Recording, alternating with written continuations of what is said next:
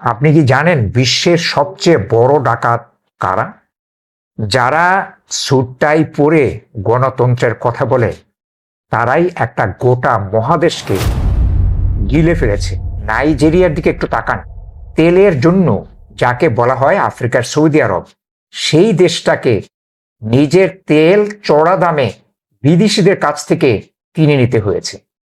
1950 থেকে shell, Chevron এবং একজন মোবিলের মতো পশ্চিমা কোম্পানিগুলো নাইজেরিয়ার তেল লুটে পুটে খেয়েছে, যাতে নাইজেরিয়া তেলের অর্থে কোমর সোজা করে না দাঁড়াতে পারে।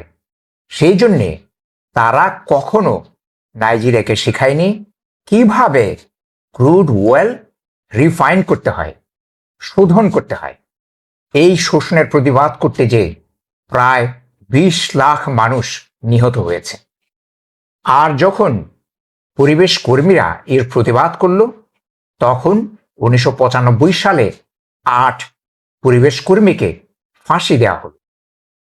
যদিও ওই ফাঁসি কার্যকর করেছিল নাইজেরিয়ার সামরিক সরকার, কিন্তু এর পেছনে কলকাঠি কে নেড়েছিল?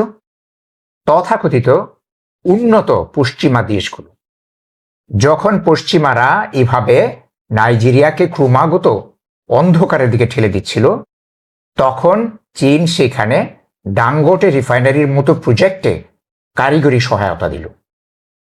আজ নাইজেরিয়া শুধু স্বাবলম্বী না, তারা প্রতিদিন 44,000 ব্যারেল তেল রপ্তানি করে। আর এইটাই সহ্য হচ্ছে না আমেরিকার। তারা এখন চীনের বিরুদ্ধে জ্বালানি যুদ্ধ শুরু করেছে।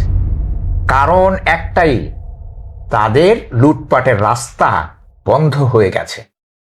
এই একই চরিত্র আমাদের প্রতিবেশী ভারতের। তারা সুযোগ পেলে আমাদের গোটা দেশটাই গিলে খাবে। আমাদের দুর্বল শাসক গোষ্ঠীর কারণে আজ আমরা কোণঠাসা। তাই টিকে থাকতে হলে আমার মতে চীনের মতো শক্তিকে আমাদের স্বার্থে কাজে লাগানো ছাড়া আমাদের এখন আর বিকল্প নেই। তবে মনে রাখবেন, পা ফেলতে হবে খুব সাবধানে। আপনার কি মনে হয়, পশ্চিমের এই ভদ্র ডাকাত এবং তাদের সহযোগী ভারতের চেয়ে ব্যবসা করা চীন কি আমাদের জন্য অধিকতর নিরাপদ? কমেন্টে আপনার মতামত জানান।